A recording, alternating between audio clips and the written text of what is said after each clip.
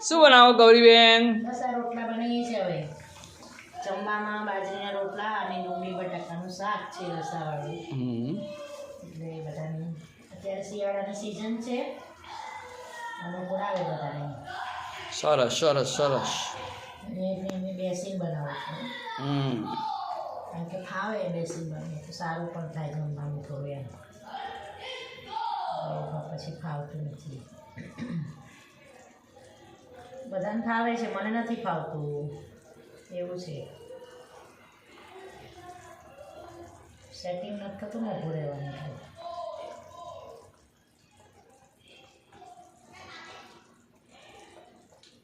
બસ હવે આ મસળી કાઢે છે લોટ. હવે આપણે રોટલાને બનાવીશું.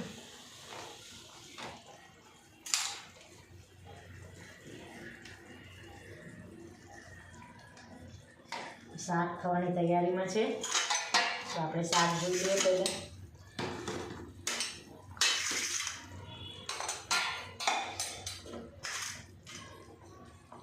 શાક